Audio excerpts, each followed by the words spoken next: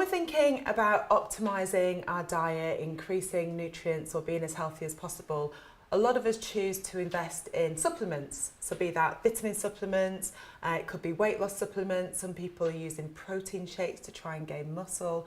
But does the evidence back them up? Are they useful or should they be avoided? Well, I'm joined today by lead dietitian Niamh Hennessy, who can help shed some light on this really interesting topic. So I think to start us off, Niamh, when we're talking about dietary supplements, what do we typically mean? When we're looking at dietary supplements, as the title shows, it's a supplement to the diet. It's not instead of food and drinks. Okay, and I think that's really important, isn't it? Because sometimes people think, oh, I don't need to eat that food if I have this supplement, but it should always be nutrition first. Yeah. When we're thinking about vitamin supplements, what type of vitamin supplements would you recommend people do take, or should they not? So in the UK, we do recommend people take some supplements. The key one that most people will be aware of is vitamin D, especially in the months of September through to April, when we don't have the best of sunlight here in the UK during those months. Other supplements that we find are very popular is the likes of your iron, calcium, looking at vitamin B12 for some people, but everything needs to be tailored to the individual. Okay, so when you say for some people, who should be taking supplements and who perhaps should be avoiding them? And are they a waste of money if you take them when you're already getting those nutrients in your diet? It all depends on what your diet is like. If there's an area that you know you're not getting good amounts of foods from, and one of the groups typically would be our fish oils. Not everyone is keen on fish, even though it's very good for you. Yeah. So taking a fish oil supplement can be beneficial. Other areas are calcium, can be deficient in some areas. So if you're not great at taking the milk and the dairy products, it's getting a top up in this area. Iron would be another one, or the B vitamin, so vitamin B12 if you're following a vegan diet. Okay, so it's really about that individual, I guess, making an assessment of their own diet, their own dietary needs, and if they can't get enough from their diet, thinking about taking a supplement. Yes. Can you overdose? Can you take too many? Because I know these days I have loads of friends who, some of them might be taking 6 or 7 or 8 different supplements in a morning. Can that be dangerous? It can be harmful, and this is where we get people to really have a look at what they're taking, because sometimes you'll have, say, calcium and vitamin D often go together, but you could also find you get vitamin D in some of the fish oils because they're trying to make it easier for people. So you want to make sure that you're not overdosing in especially our fat-soluble vitamins. So that's A, D, E and K. Okay. These can become harmful if taken in very high amounts. There's one particular group that we are conscious about, and that's any expectant mothers. We don't want to have too much vitamin A because this can be harmful to any potential baby in the future. So if those are the fat-soluble vitamins, what are the water-soluble vitamins? And can they build up? So our water-soluble vitamins are the likes of your vitamin C and your B vitamins. And these don't tend to build up in your system. You need to take them every day. But any excess, you end up getting rid of them in your wee. Right, so if you're taking lots of extra, not harmful, but you're spending a lot of money on making very expensive wee, essentially. Yes, you are. Okay. And if we're having a balanced diet, so if I use myself as an example, I eat some meat, some fish, quite a lot of fruit and veg, but my diet is definitely not perfect. Am I wasting my money if I do take a multivitamin?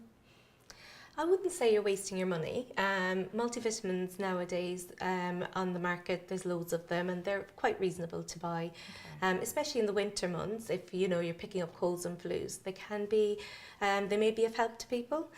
Sometimes even if it's a placebo effect and you feel better, I wouldn't say it's a waste of money. The one thing you could do is try a couple of weeks without them and see if you feel any different.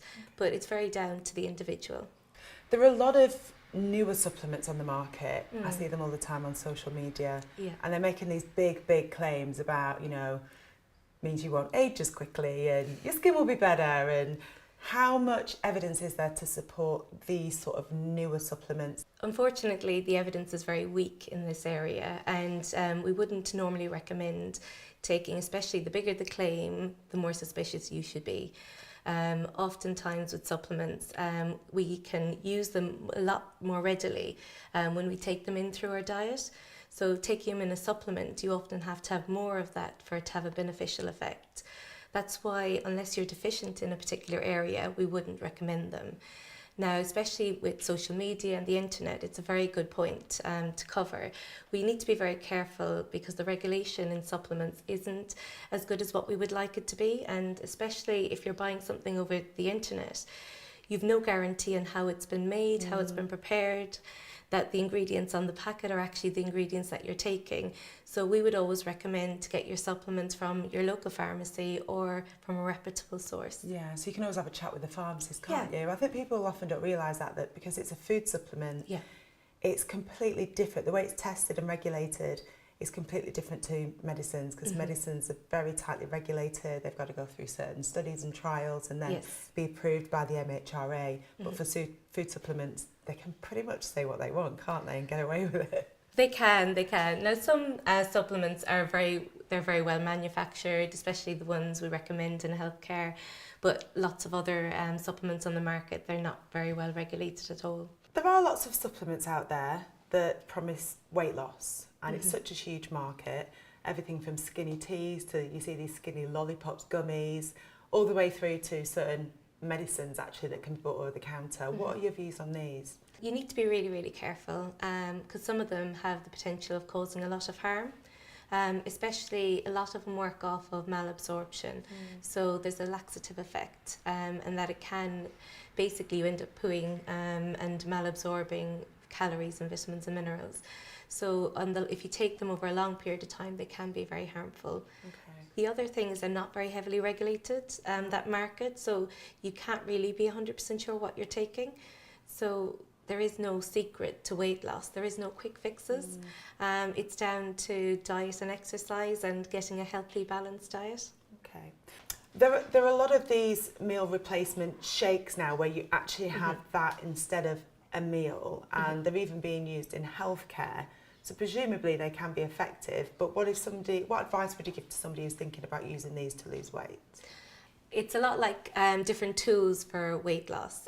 We use them for people to help kickstart their weight loss journey.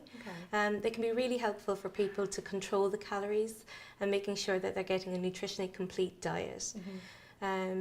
You can use them as a meal replacement or as a supplement, but the key thing here is making sure you're using a reputable brand. And then a lot of people are trying to build muscle, not just bodybuilders, but particularly I think women around the age of menopause as well. We now know that building muscle is a really good thing to try and do. So how do you think that protein shakes and protein bars, do they have a place in our diet? I think you can incorporate them as part of a healthy, balanced diet, but the key thing is it's part of a balanced diet. They're similar to what you can take in through your diet, but some people find them easier to take and more palatable. So it's better to have something than to have nothing. Okay. Is it preferable to have that protein as food though? So, I guess if you go into the gym, a protein shake is handy, but you could boil 2 eggs in the morning and take those with you and have those afterwards instead. What's your views? Is a protein shake not as good, or is it okay? I think they are okay. Obviously, we'd always recommend food first, but sometimes you need to fit into your busy lifestyle, and it's really important that golden window, so that hour after exercise is really key. So it's much better for you to have the protein shake than to have nothing. But if you can have the likes of your boiled eggs, or you can have some lean protein and some carbohydrates. The key is not to forget the carbohydrates, because the protein is really good for growth and repair, but we actually store energy in the form of glucose in the muscle, so you need both to get your gains. Right. Okay, that's really, really good to know. A lot of people are on specialist diets now, so whether that is vegetarian or vegan or gluten-free or dairy-free, are there some supplements that would be more beneficial to people in these groups? So when we're looking at any of the groups and any of the different diets, it's really important to have a look and check and see where you're missing. So for example, with our gluten-free, once you're having a healthy balanced diet and you're managing to remove gluten from it, you can get the variety and the balance in there. But we would only recommend that for celiacs. We wouldn't recommend it for the general population. Right. When you're looking at our vegan diets, we do know that if you have the balance and you really work hard, you can get a nutritionally complete diet. But not everyone likes all of the different food groups, and it's making sure you kind of get the balance in there. So the B12 vitamins is the one that we see, or folate, quite often in that area. Iodine as well is another one for our vegan group. Okay, and I guess it's really important to mention as well, anyone who's trying to conceive or who's in the first trimester of pregnancy, folic acid alongside vitamin D is definitely recommended. Yeah, we would definitely recommend that for that group. But essentially, don't throw your money away spending a fortune on supplements that aren't going to benefit you as an individual. Yeah, it's everything in moderation. Okay, perfect advice. Thank you so much, Niamh. Thank you.